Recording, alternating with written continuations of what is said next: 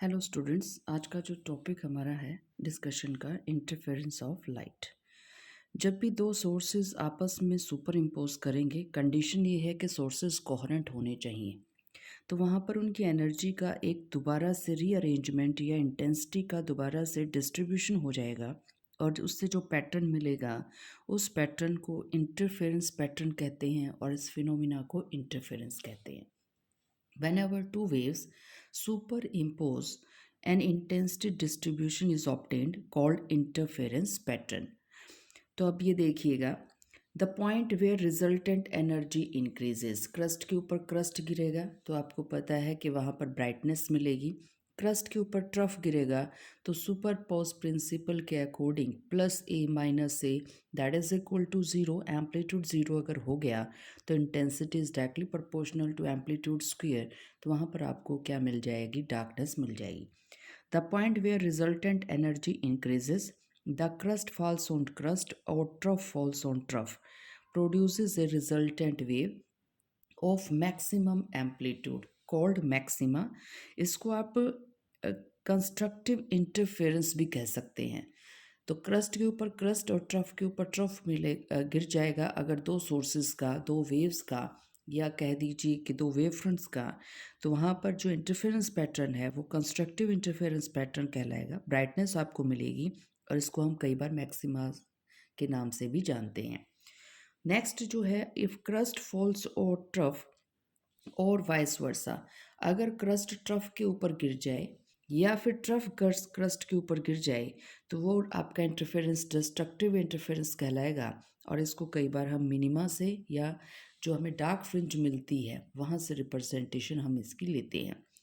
इस फिनोमिना के दौरान कोई भी law of conservation of energy का वायलेशन नहीं होता, यानी कि एनर्जी रिमेन्स कंजर्व्ड। सिर्फ यहाँ पर एनर्जी को एक जगह से ले जाकर दूसरी जगह पर एडजस्ट कर दिया जाता है या एनर्जी एडजस्ट हो जाती है।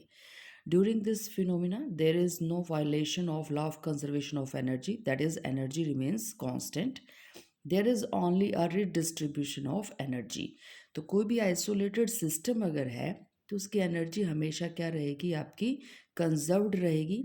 कि अगर कोई सिस्टम किसी और सिस्टम से एनर्जी ना ले रहा हो ना दे रहा हो, तो यहाँ पर सिर्फ हो क्या रहा है कि एनर्जी का रीडिस्ट्रीब्यूशन हो रहा है। एक जगह से एनर्जी को शिफ्ट कहाँ कर दिया गया है, दूसरी जगह पे शिफ्ट कर दिया गया है। तो अब तक देखिए ये जो हमने पूरा का पूरा डिस्कस किया है, इसको हम इस डायग्राम की हेल्प से क्या कर सकते हैं, थोड़ा सा यहाँ पर समझाया जा सकता है। कंसीडर कर दीजिए कि आपके पास दो लाइट सोर्सेज हैं, मोनोक्रोमेटिक सोर्स ली, इसलिए एक ही वेवलेंथ हमने शो की है। हमने बहुत सारी वेव्स लेंथ अगर शो की होती अलग अलग एम्पलीट्यूड की, क्रस्ट और ट्रस्ट की जो लेंथ है अगर अलग अलग होती तो वो आपके पास पॉलीक्रोमेटिक सोर्स हो जाता। तो ये हमने मान लिया कि S1 S2 आपके पास दो सोर्सेज हैं और इन सोर्सेज से ये आपके क्या आ रही हैं, आपकी ट्रांसफ़र वेव्स आ रही हैं। यहाँ पर हमारे पास स्क्रीन है, S1 और S2 का जो ये मिड पॉइंट है इसके बिल्कुल सामने हमारे पास ये आ रहा है O point, that is the centre of the screen. O से आपका पहला पॉइंट है P डैश और O से दूसरा पॉइंट कौन सा है, हमने P ले लिया है, कुछ डिस्टेंस पर वर्टिकल हाइट के ऊपर हमने इसको कंसिडर कर लिया है। तो पहले देखिएगा P डैश पे क्या हो रहा है, आपका जो फर्स्ट सोर्स है वो देखिए क्या पहुँचा गया, यहाँ पर डार्क लाइंस देखिएगा, ये आपके पास यहाँ पर क्रस्ट आ गया। सिमिलरली अगर हम सेकंड सोर्स से देखें तो सेकंड सोर्स से देखिए यहाँ पर क्या आ गया, ट्रफ आ गया। तो जब क्रस्ट के ऊपर ट्रफ गिरेगा तो हमें पता है जो आपके पास सुपर इम्पोजिशन प्रिंसिपल है उसके अकॉर्डिंग आपको क्या करना पड़ेगा, आपको यहाँ पर y1 प्लस y2 अगर हम ये कंसिडर कर लें कि ये जो आपके पास सोर्स है इससे आपके पास y1 और इधर से आपके पास y2 वेव आ रही है। तो यहाँ पर एम्पलीट्यूड अगर देखें, बाकी तो दोनों जो आपके सोर्सेज हैं कोहेरेंट सोर्सेज हम मान के चलते हैं, ओमेगा की वैल्यू दोनों की सेम है, फ्रिक्वेंसी दोनों की सेम है, सिर्फ डिफरेंस किसके अंदर आ रहा है, डिफरेंस आ रहा है कि आपके पास एक ने ज़्यादा फेज डिफरेंस कही है, पाथ डिफरेंस, कि एक ने आधी वेव ज़्यादा मूव की है। यानी कि अगर हम यहाँ देखें तो यहाँ पर आपके पास पूरी एक वेव, दो वेव और ढाई वेव आ रही है S1 से, और यहाँ से देखें तो पूरी तीन आ रही हैं। तो इसका मतलब ये हो गया एंड पॉइंट्स पे S2 क्या भेज देगा, ट्रफ आ जाएगा S2 का।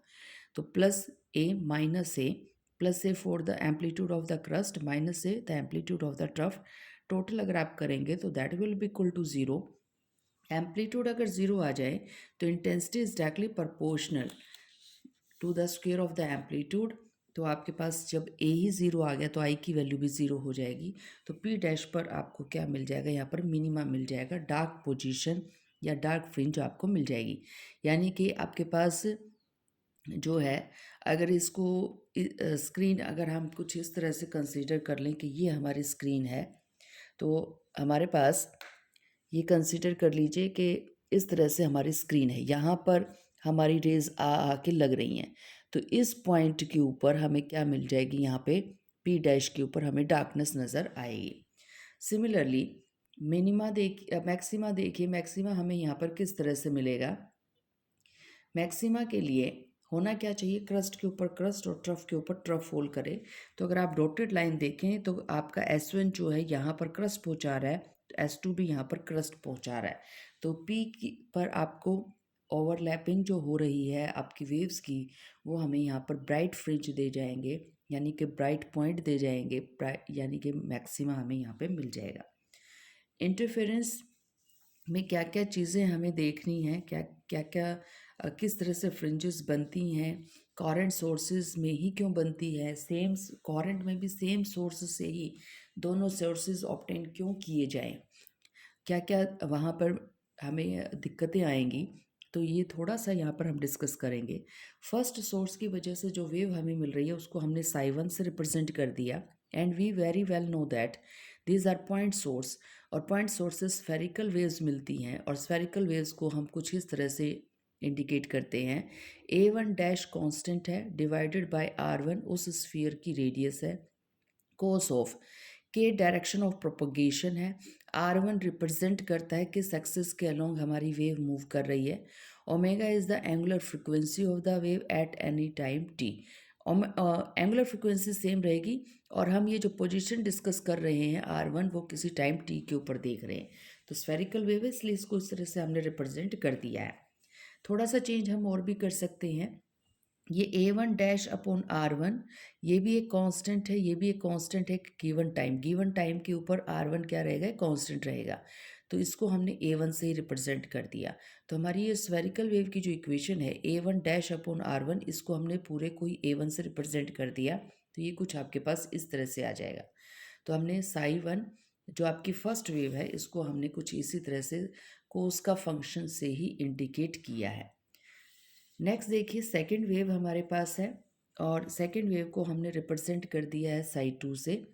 एम्पलीट्यूड हमने सेम नहीं माना है, इसको हमने A2 डैश मान लिया। रेडियस भी हमने सेम नहीं मानी है, R2 मान ली, क्योंकि यहाँ पर हम ये शो करना चाह रहे हैं कि S1 और S2 से जो रेडिएशन आ रहे हैं, maybe they are in phase equal to zero, और maybe they have a some phase constant.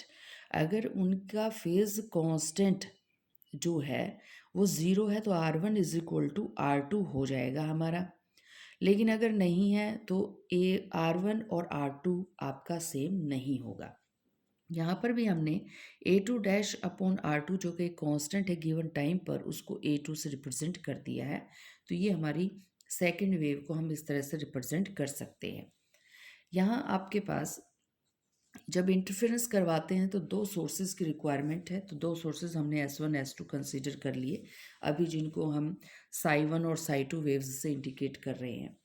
R1 और R2 the path taken by और the distance between S1 to P and S2 P, R1 and R2 can they are indicated like this. ये आपके पास आपके position vector हो गए, S1 से position vector P का, और S2 से पोजीशन वेक्टर आ गया आपके पास P का R2।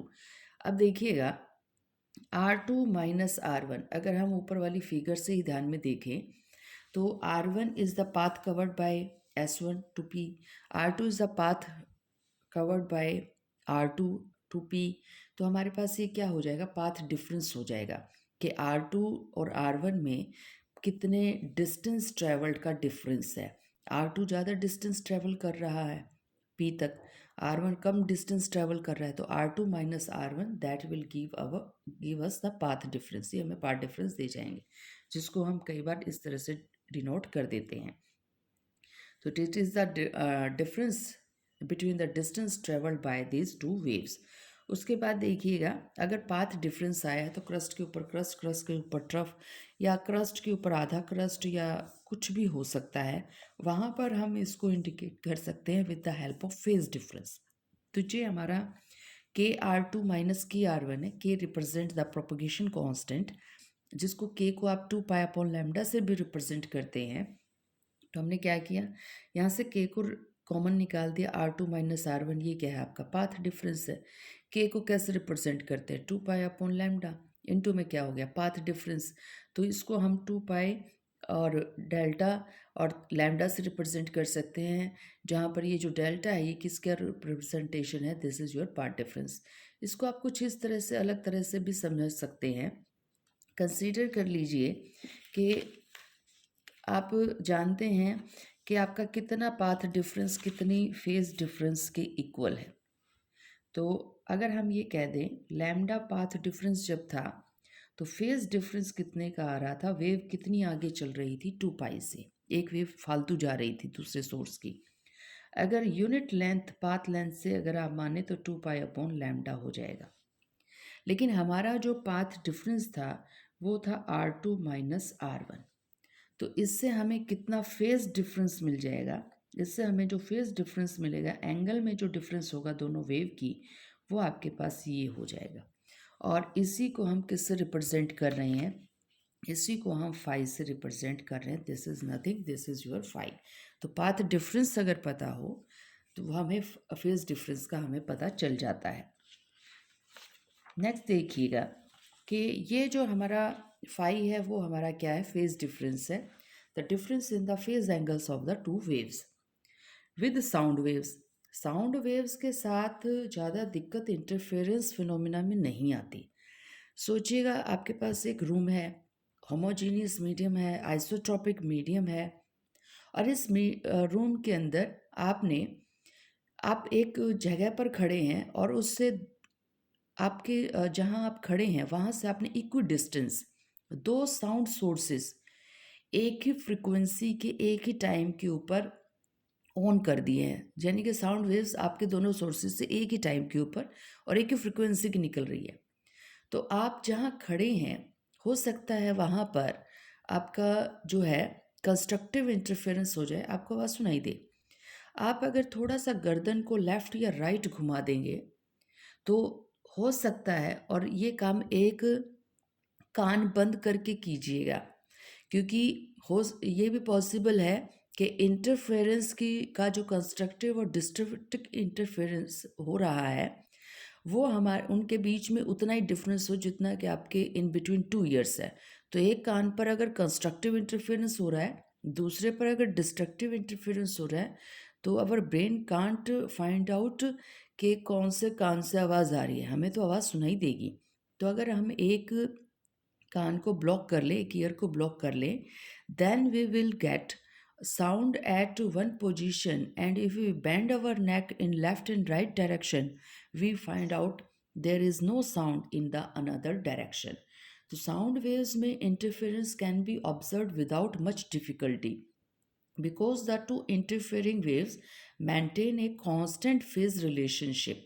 If the medium is the same and the distance of the observer to the sound sources is same and the two sound sources are coherent, वो अगर coherent हो तो ये अगर condition fulfill है तो sound wave से interference मिलना कोई मुश्किल बात नहीं होती. We can get interference by using two speakers emitting sound waves of equal frequency at same time. तो ये कुछ conditions हैं कि स्पीकर कहाँ रखे होने चाहिए, उनकी आपस की फ्रिक्वेंसी कितनी होनी चाहिए, और उनके भी जब वो ऑन करें आप, जब वो साउंड वेव वो रिलीज़ करें तो उस टाइम वो एक टाइम के ऊपर ही रिलीज़ करें.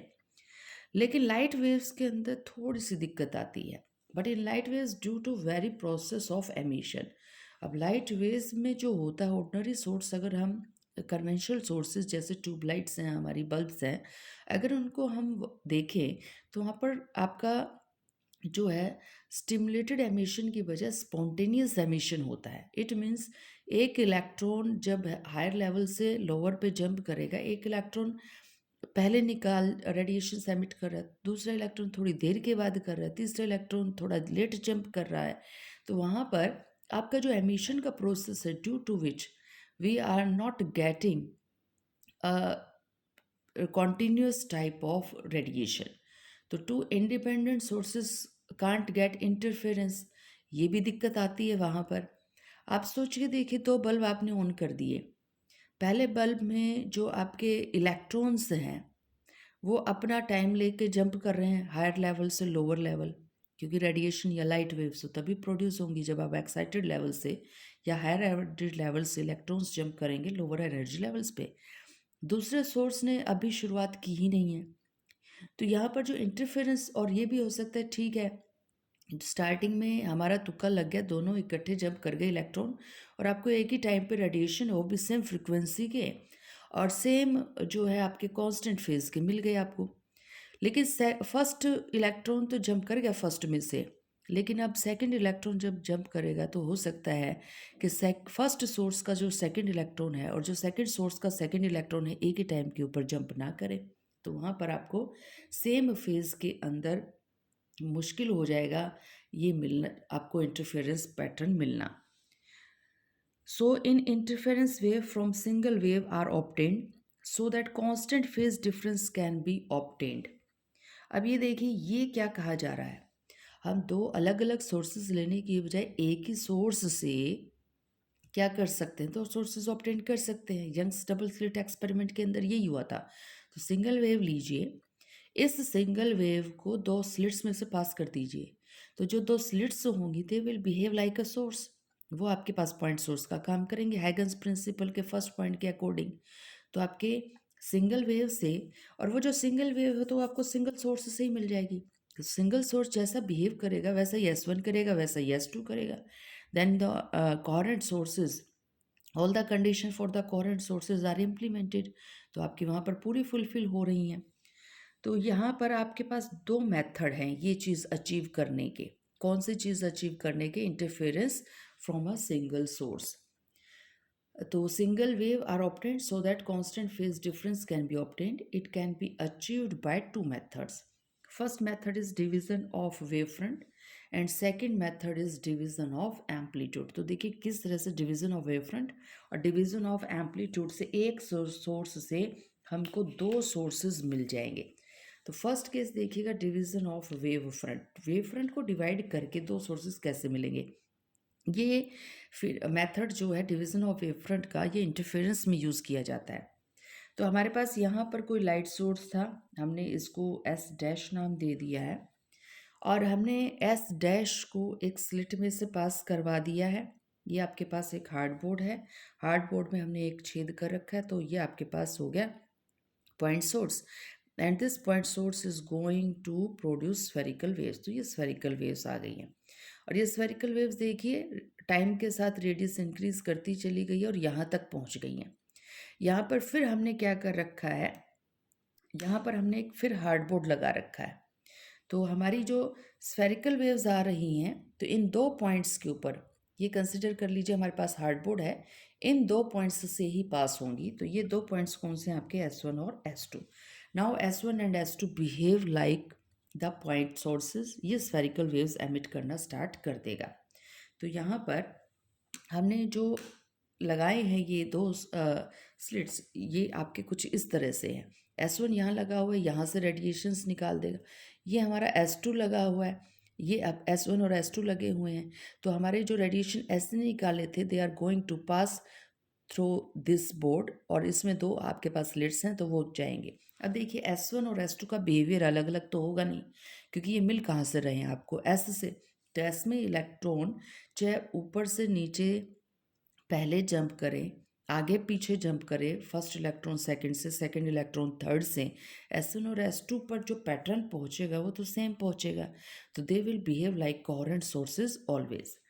It can be obtained by, ये जो डिवीजन ऑफ वेव फ्रंट है, it can be obtained by Young's double slit experiment Fresnel biprism, Lloyd's single mirror. और ये सारी जो वेव फ्रंट को डिवाइड करके हम दो कोहेरेंट सोर्सेज बना रहे हैं, ये सारे फिनोमिनास यहाँ पर हम स्टडी करेंगे।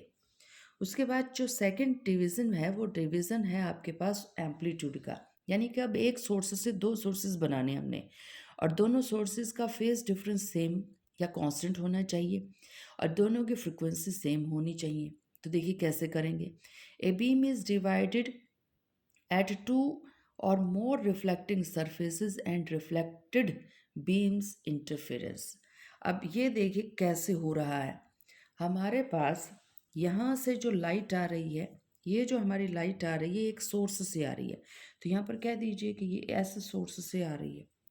हुआ क्या, इस एस सोर्स का एक पार्ट है, तो देखिए हो गया ना डिवीजन ऑफ एम्पलीट्यूड, कि आधी लाइट तो यहाँ एंटर कर गई और आधी यहाँ से रिफ्लेक्ट हो गई, और ज़रूरी नहीं है आधी एंटर कर गई हो सकता है मैक्सिमम यहाँ से रिफ्लेक्शन हो गया हो, रिफ्लेक्शन कम, ये जो रिफ्रैक्शन है वो कम हुआ हो। तो अब ये देखिए यहाँ पर आपने लाइट का कुछ हिस्सा क्या हो गया है, यहाँ पर रिफ्रैक्ट कर गया। रिफ्रैक्ट करने के बाद ए पॉइंट के ऊपर रिफ्रैक्शन हुआ है, बी पॉइंट पे फिर रिफ्लेक्शन हुआ है, सी पॉइंट के ऊपर फिर रिफ्रैक्शन हुआ है। At last, this reflected ray from this point and this reflected ray, they are going to be seen on the screen to be superimposed। ये इंटरफेयर करती हुई हमें नज़र आएंगी। तो आपके पास देखिए सोर्स तो एक ही था ना एस, लेकिन यहाँ पर जो दो रेज आ रही हैं वो तो हमें ये लग रहा है ना दो सोर्सेज से आ रही हैं। तो इस तरह से भी हम आप एक सोर्स से दो सोर्स बना सकते हैं, और इस मेथड को डिवीज़न ऑफ एम्पलीट्यूड मेथड कहा जाता है। अब ये जो हमने लिए हैं दो सरफेसेस, ये आप कोई ऑयल फिल्म भी ले सकते हैं, जैसे फर्श पे पानी बिखर जाए तो हमें इस तरह से नज़र आता है। जो पानी बिखर जाता है तो ऊपर की लेयर तो ये काम करती है, नीचे की लेयर फर्श की ये काम करती है। आपने फर्श के ऊपर, फ्लोर के ऊपर ऑयल स्प्रेड हो गया, ऑयल की एक थिन फिल्म बन गई है, तो ऑयल की जो ऊपर वाली जो सरफेस है it is going to reflect this part, और जो नीचे वाला सरफेस है that is going to reflect this part. तो यहाँ से हमें फेज डिफरेंस कांस्टेंट मिल जाएगा किन के बीच में, दो वेव्स के बीच के अंदर। अब कन्वेंशनल सोर्सेज, जो नॉर्मल सोर्सेज हैं हमारे लाइट के, अगर हमने वो यूज़ कर लिए तो उससे हमें क्या नुकसान होगा, या क्या वो कॉरेंट सोर्सेज हैं और क्या वो इंटरफेरेंस को प्रोड्यूस कर पाएंगे या नहीं कर पाएंगे। तो जो नॉर्मल हम ऑर्डिनरी सोर्सेज यूज़ करते हैं वो कन्वेंशनल सोर्सेज कहलाते हैं। If you use two conventional light sources, sodium lamp, अब जो स्ट्रीट लाइट्स हैं येलो कलर की लाइट निकलती है वहाँ से, तो वो सोडियम लैम्प ही हैं। We will not observe any interference pattern on the screen. तो अगर हमने ये स्लिट्स थी ना हमारी S1 और S2 हार्डबोर्ड में ही तो हमने होल कर रखे थे, पिन होल कर रखे थे। S1 के पीछे तो एक बल्ब लगा दिया सोडियम लैम्प, S2 के पीछे दूसरा लगा दिया, दोनों को एक ही टाइम पे ऑन कर दिया, दोनों एक ही मटेरियल के बने हुए थे, सारी चीज़ें ठीक थी, सारा एनवायरनमेंट सेम था, टेक्निक सेम थी। लेकिन जैसे ही हम यहाँ पे इन दोनों बल्ब को ऑन करेंगे we are not getting anything on the screen. Uniform illumination, एक जैसी ब्राइटनेस हमें मिल जाएगी, लेकिन यहाँ पर हमें क्या नहीं मिल पाएगा, यहाँ पर हमें इंटरफेरेंस का पैटर्न नहीं मिल पाएगा। तो ऑर्डिनरी सोर्सेज में ये पॉसिबल नहीं है। यूनिफॉर्म इल्यूमिनेशन इज ऑब्टेन्ड, हमें यहाँ पर एक जैसा क्या मिल जाएगा, इल्यूमिनेशन, एक जैसी ब्राइटनेस मिल जाएगी। अब देखिए कन्वेंशनल सोर्सेज में क्या होता है। कन्वेंशनल सोर्सेज में बहुत सारे एटम्स हैं। एटम्स में जो इलेक्ट्रॉन्स हैं they are in higher excited state. Excited state में हैं तो स्टेबिलिटी गेन करने के लिए वो लोअर एनर्जी लेवल्स में जंप कर जाएंगे। They are going to emit radiations. अब ये जो रेडिएशंस हैं इनका जो लाइफ टाइम है वो है 10⁻⁻10 सेकेंड का, यानी कि पल्स जनरेट करते हैं, और ये पल्स कितने टाइम बाद ख़त्म हो जाती हैं, 10⁻⁻10 सेकेंड्स के बाद ख़त्म हो जाती हैं, क्योंकि इतनी ही एनर्जी की हैं, इतना ही पाथ जो है कवर कर पाती हैं। तो इन conventional light sources light comes from a large number of independent atom, बहुत सारे एटम्स हैं, each atom emitting light for about 10⁻⁻10 seconds. It is a pulse lasting for 10 raised to power minus 10 seconds. The frequency is very large, of the order of 10 raised to power 15 seconds. ये जो radiations हैं, these are visible light. Visible light जो है आपकी, उसकी जो frequency होती है वो 10 रेज़ टू पावर 15 की है। तो एक सेकंड में 10 रेज़ टू पावर 15 जो है हमें पल्सेस या वेव्स नज़र आएंगी।